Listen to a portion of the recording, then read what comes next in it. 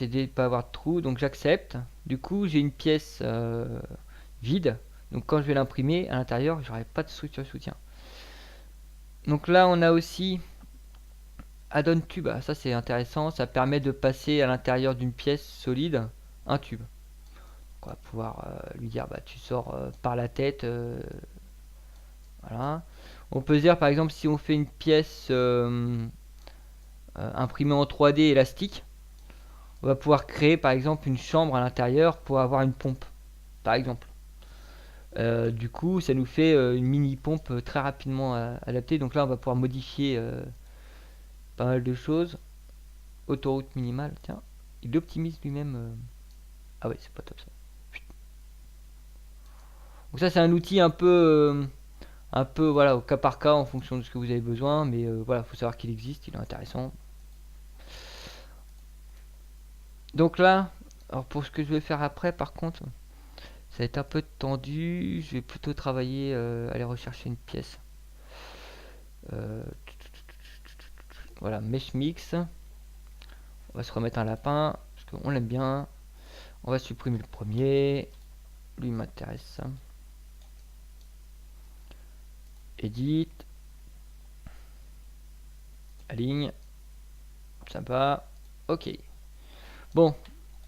Là, ce que je vais faire, c'est travailler sur MacPattern. En fait, MacPattern, c'est un outil intéressant. Par contre, il est très lourd.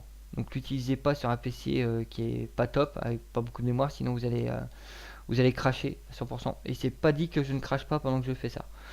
Donc, ce que je vais faire, c'est que je vais travailler déjà dans un premier temps sur les maillages. Donc, je vais sélectionner ma pièce, expand to all, enfin select all. Et ce qui va se passer, c'est qu'il va falloir que je réduise le maillage, parce que là c'est trop dense pour l'opération que je vais vouloir faire, parce qu'il utilise des maillages pour créer une structure. Donc là on va pouvoir réduire jusqu'à obtenir même un low poly. Alors, ce qu'on appelle un low poly, c'est quelque chose voilà, avec des angles obtus, mais on comprend ce que c'est. Donc moi ce qui m'intéresse, c'est pas le low poly, c'est d'avoir des maillages assez espacés. Voilà. Là je vais pouvoir valider. Après je vais retravailler sur les maillages. Donc ici je vais demander de densifier un peu.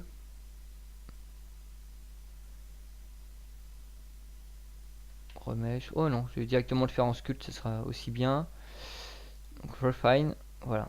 Je vais redensifier le maillage pour que ici en fait j'ai quelque chose de particulier. Donc là vous allez vous rendre compte pourquoi je fais ça. On va travailler donc edit, make pattern. Donc là une pattern c'est quoi? C'est un outil, par exemple là on a des tubes qu'on va retirer de la forme. Donc là si je fais accept, il va me retirer de mon lapin les tubes. Voilà, bon, il a pris cher le lapin.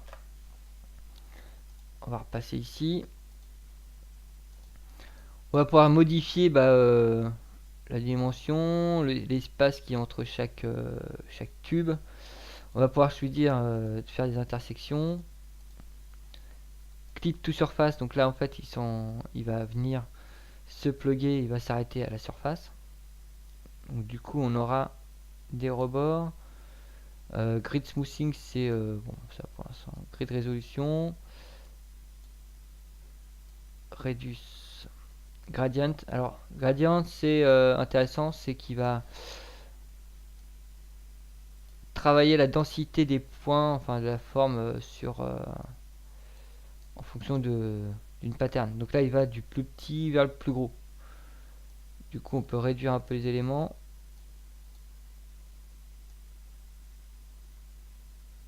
Ou les densifier.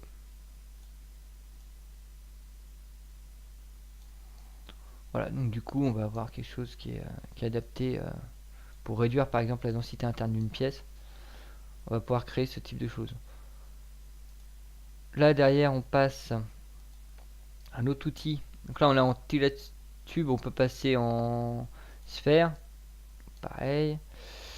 Passer en lattice. Donc là il va enlever à l'intérieur de la structure ça. Ça peut être intéressant.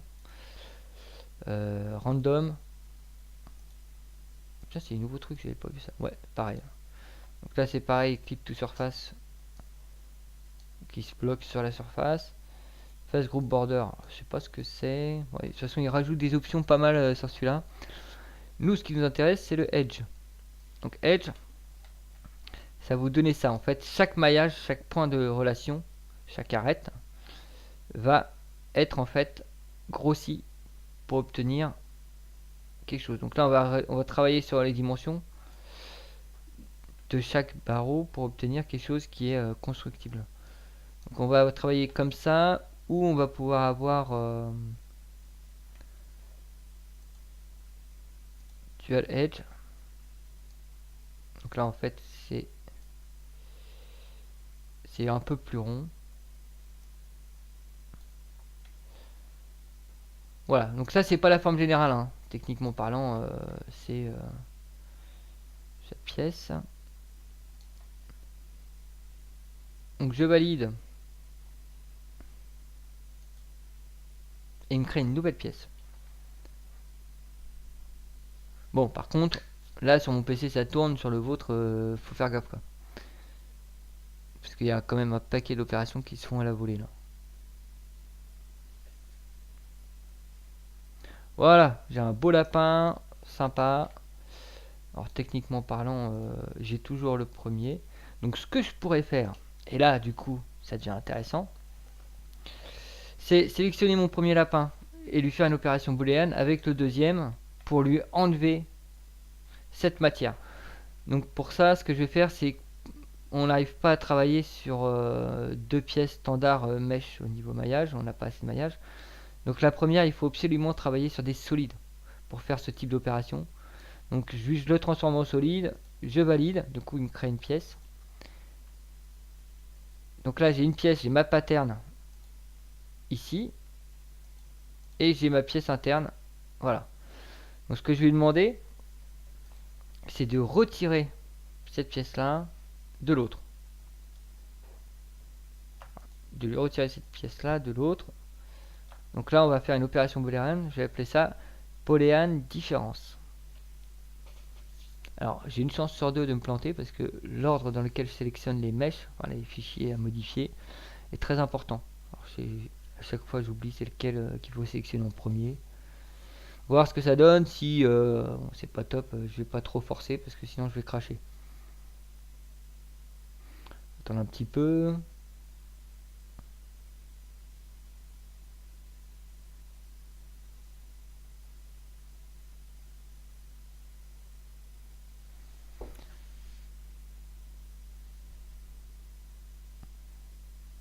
Je ne sais pas si c'était une bonne idée. Ouais, non, là, c'est un peu tendu. Bon, allez, j'abandonne sur ce terrain-là. Ah, petit sursaut de vitesse. Moi, je me dis, je vais laisser. Ça coûte rien.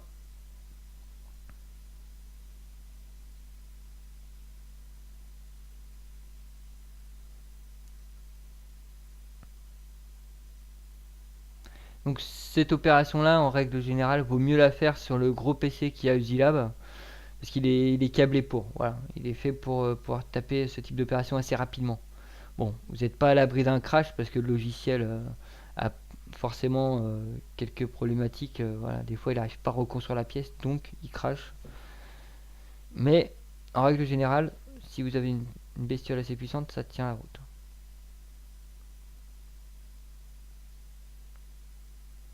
Voilà, ça me gave. Donc, c'est pas grave. Close. Stop. On va continuer avec autre chose directement. Ah, allez. Je suis un peu sauvage, mais j'aime pas attendre en règle générale. Donc, end process. Yes. Voilà. Donc, on le relance, Meshmixer. Si vous avez craché, il vous demande la possibilité de restaurer. Donc, faites oui. Du coup, voilà. Alors, il reprend par rapport à l'opération où il s'était arrêté, pas celle qui était en cours. Du coup, j'ai un beau lapin. Donc, vous avez vu, là, j'avais densifié les mèches. Du coup, il m'a fermé la pièce finale. Hop.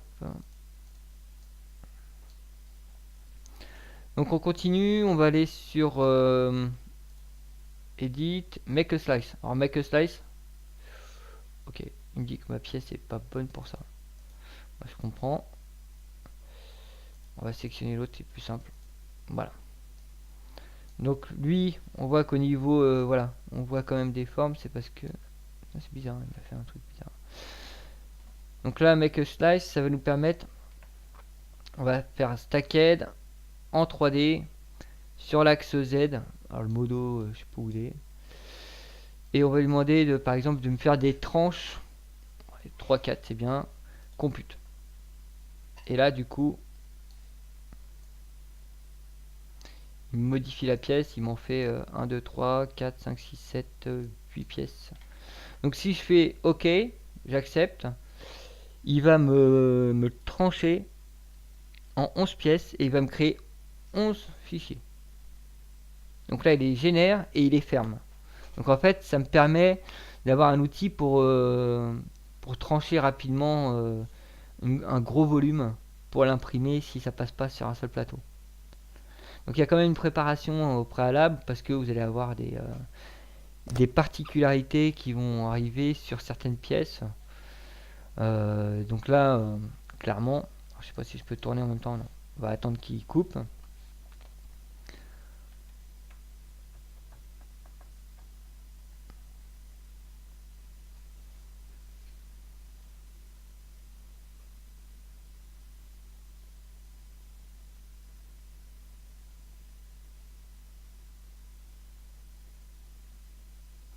Voilà, il me l'a découpé en morceaux. Donc on va avoir différents morceaux. Donc là, typiquement, c'est le cas. On va enlever tout ça. Merde. Voilà, on a la vue de tout. Donc là, il m'a découpé en tranches. Mais là, c'est un cas qui arrive régulièrement. C'est-à-dire que sur la même tranche, vu qu'il a coupé sur un axe donné, on va avoir deux pièces. Mais quand on va vouloir l'imprimer, bah, ces deux pièces, elles vont être solidaires. Donc c'est pas top. Donc ce qu'on va faire, c'est qu'on va utiliser un outil qui est juste en dessous de Make a Slice, qui s'appelle Separate Shell. Et donc là, il va vous créer deux pièces. Donc slice 1 shell 1 et on va voir slice 2 shell 2. Donc du coup j'ai bien deux pièces différentes et donc ça me permet d'avoir de pouvoir décomposer les pièces qui posent un peu problème de ce type là. Donc là c'est déjà pas mal pour l'instant. On va repartir au propre, on va créer un nouveau lapin et tout le reste on va l'effacer. Voilà. Voilà. Tac. Supprimer. Et donc on garde un seul lapin. Donc là on va travailler sur, bah alors on a tout vu, une wrap, alors ça c'est pour recréer des pièces complexes et générates complexes. Alors j'ai pas testé ces outils là, ils sont nouveaux. S'il y en a qui ont envie d'aller s'amuser à tester, n'hésitez pas à me faire un retour, ça m'intéresse. Ici analysis, donc c'est tout ce qui va être pour voir si la pièce est correcte. Donc, inspector qu'on a déjà vu, donc qui permet de réparer la pièce. Unité de dimension, donc ça c'est intéressant, ça vous permet de valider à ce niveau là que vous avez les bonnes dimensions. Donc là il fait 50 mm en hauteur, donc derrière vous savez que vous allez l'avoir à 50 dans votre pièce. Vous pouvez modifier ici au proportionnel la taille. Mesure, alors j'ai pas très bien eu l'utilité de cet outil, je l'ai pas très bien vu. Donc là entre deux points ici et ici par exemple, bah non, ça va, il veut même pas. Ouais, lui il prend, ouais, l'intérêt de cet outil je l'ai pas encore trouvé. C'est dommage parce qu'avoir un outil qui nous permet d'avoir la dimension entre deux points, c'est bon. Alors, c'est moi qui me prend peut-être mal. Mesh query, alors là c'est la densité de mesh sur l'ensemble de la pièce, je crois, hein. Surface normale, aspect ratio, internal angle, Gaussian. Alors là, il y a plein d'options. c'est joli, soit dit en passant, mais j'en ai aucune idée à quoi ça sert. Ça doit bien avoir une utilité, mais voilà, j'ai pas pris le temps de voir à quoi ça correspondait. Thickness. Alors, si quelqu'un comprend à quoi sert cet outil, j'aimerais bien savoir. Ouais, c'est cool. Bon, non, on s'en fout. Strength. Alors ça, c'est intéressant. Ça vous dit là où vous avez des faiblesses sur la pièce, où ça risque de péter plus facilement. Bon, alors c'est pas une science exacte, hein, parce que vos formes elles peuvent être très diverses. Donc des fois, ils se plantent un peu. Mais en règle générale, ça marche. Voilà. C'est juste une info en plus. C'est pas la peine d'aller chercher la complication. Stability, donc là c'est intéressant, on a pas mal d'informations. Donc là il nous dit la surface qui va poser sur la plateforme. Donc c'est intéressant parce que des fois on a des petites pièces ou des déformations sur la surface à ce niveau-là. On les voit pas forcément en SAO tout de suite. Donc là on sait très bien que toute cette surface-là va toucher, donc il n'y a pas de problème. On va avoir le volume et on va avoir la surface area. On va avoir aussi le centre de la masse. Donc ça dépend de la densité interne, enfin de plein de choses. Donc on va se dire que là c'est en plein pour que ça puisse être fonctionnel cette histoire. On va avoir l'orientation. Donc là il va nous optimiser l'orientation de la pièce pour l'impression 3D. Donc pour lui, dans l'idéal, si on veut avoir la pièce la plus solide, c'est de l'imprimer en ce sens-là. Et du coup oui, je comprends parce que le sens des oreilles et tout ça. Mais voilà, vous savez très bien que pour ceux qui ont sorti des pièces à l'impression 3D, ça génère des supports. Les supports sont pas forcément adaptés, c'est un peu compliqué. Donc voilà, faut savoir se dire que on est capable aussi d'analyser par nous-mêmes l'angle pour obtenir quelque chose qui est efficient. Layout packing, c'est que là, si on a deux pièces séparées, et ben c'est l'inverse de séparate. On va packer ces deux pièces dans un seul objet, tout simplement. La dimension là-dedans est extrêmement importante. Pourquoi? Parce qu'après on a un outil. Donc là, si vous êtes au plus près de la dimension globale que vous allez avoir sur votre pièce finie, il faut bien être clair là-dessus parce que quand vous allez travailler sur Overhang, Overhang en fait il va générer des supports de soutien en fonction de la pièce que vous allez y mettre. Donc là, tout ce qu'on voit en rouge, c'est là où il y a besoin de support. Donc cet outil-là de génération de support est intéressant. Mais dans l'idéal, on va éviter d'avoir des supports. Donc là, ce qui est intéressant dans Mesh Mixer, c'est qu'on a plusieurs shaders. Donc les shaders, ils ont une fonction basique. Donc là, c'est purement visuel. Ici, ça va être plus mat. Donc on va pouvoir voir au niveau des ombrages quelque chose de plus clair.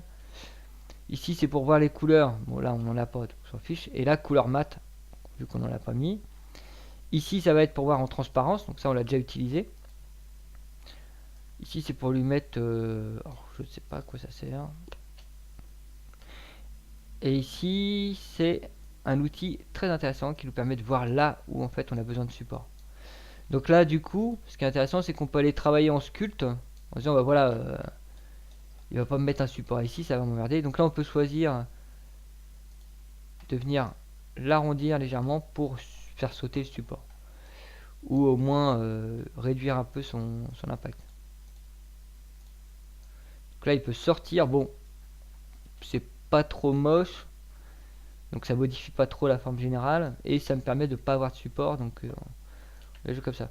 Alors il y en a d'autres. Hein, on peut faire des très jolis effets. C'est sympa. Mais ça c'est juste pour faire joli quoi. Hop, allez, on va te mettre en violet. Du coup, on va repartir dans l'analyse. Donc overhang, ce que je vous disais, l'intérêt c'est de pouvoir générer automatiquement des supports. Ou, donc là il me génère un support avec différents paramètres. Donc en fonction d'un certain angle, il me met contact tool pour modifier ça. Support général. Alors là c'est juste énorme tout ce qu'on peut modifier. La densité au centimètre, l'épaisseur des layers. On va réduire. Poste diamètre, donc là 3 mm c'est la surface ici. Donc si on la réduit, type diamètre, ça c'est la pièce qui va toucher ici, je crois. Et ah non, c'est base diamètre, c'est là. Alors, on va réduire. Generate, remove support, generate, il me refait avec les nouveaux paramètres. Voilà, il me crée directement un support sur la pièce. Et je peux sélectionner ici et lui dire, bah non, moi j'en veux un ici, ça m'intéresse. Hop, voilà. Quand c'est en vert, normalement, c'est que c'est valide. En règle générale.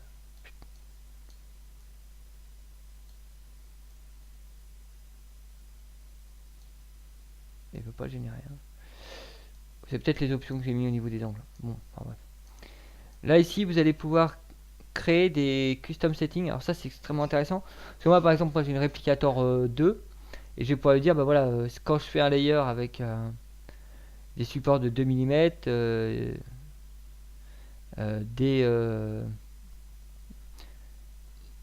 ce type de choses, je vais pouvoir gérer mes paramètres. Et une fois qu'ils sont bons, et ben en fait, je vais lui dire, bah tu me crées un nouveau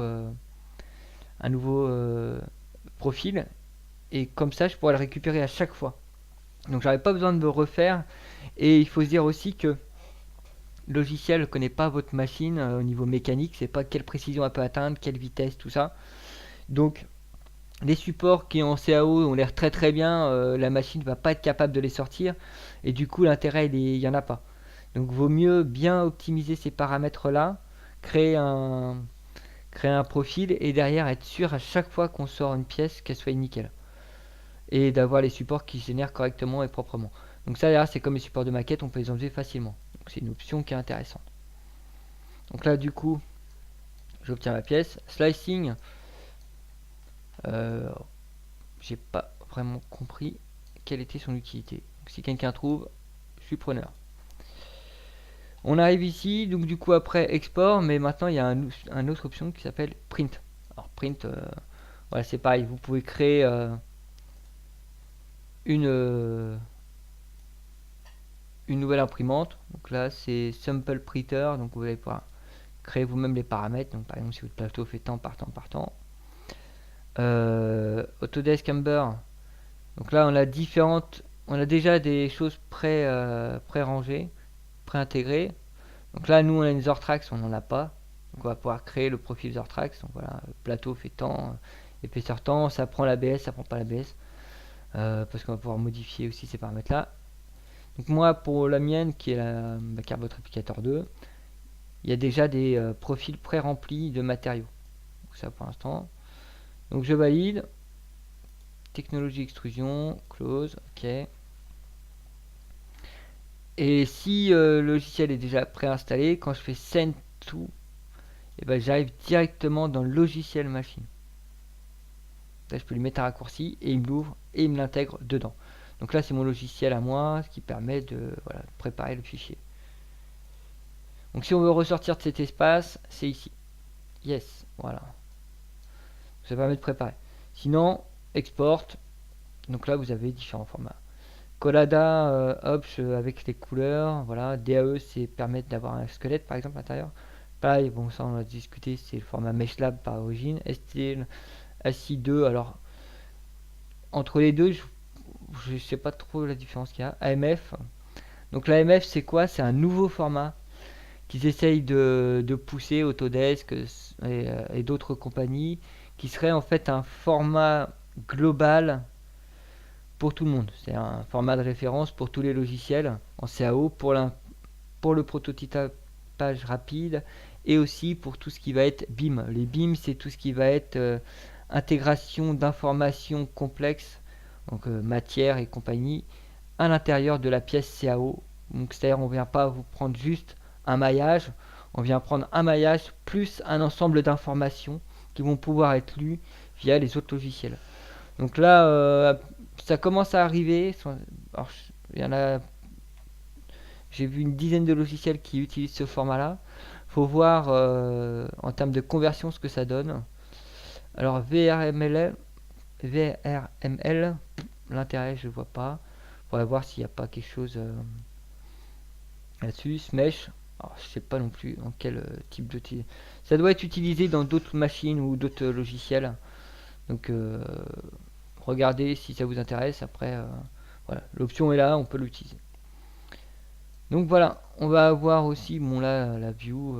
Si vous avez perdu, par exemple, vous pouvez créer en view, toujours avoir le plateau, par exemple, de votre imprimante.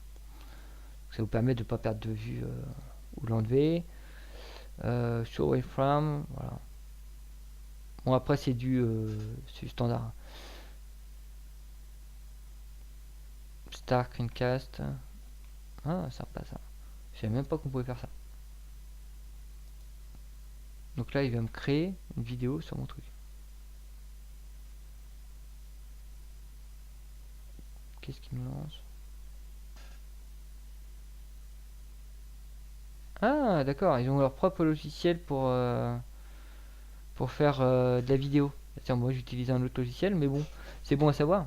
Donc du coup, on installe ça, et d'entrer dans Mesh Mixer, on va pouvoir lancer le screencast. Alors, je sais plus c'était où ça. Voilà, Star Screencast. Oh, bah, c'est sympa, c'est bon à savoir. Un logiciel gratuit pour faire de la vidéo, c'est intéressant. Bon voilà, alors c'est général, hein. J'ai été rapide sur les outils, j'ai pas poussé sur la modélisation. Il y a un millier de façons de faire la même chose avec ce logiciel, avec différents outils. Donc n'hésitez pas à tester, explorer, valider, voir comment ça marche. Voir si vous trouvez des options que je vous ai pas expliquées, m'en parler pour qu'on puisse en discuter, voir l'intérêt qu'on peut avoir là-dessus. Mais en règle générale, bon, pour l'impression 3D, si vous maîtrisez Mesh Mixer, normalement vous n'avez pas trop de problèmes. Pour les scans aussi, pour la reconstruction des scans, c'est très intéressant comme outil. Ça ouvre pas mal de types de fichiers, et si ça les ouvre pas, il y a d'autres logiciels que je ferai dans de prochains tutos qui vous permettront de le faire. Donc ouais, déjà c'est un bon outil gratuit à disposition qui vous permet de travailler différentes choses. Voilà, n'hésitez pas à venir me voir si vous avez des problématiques sur ce logiciel, et puis on en discute. Merci.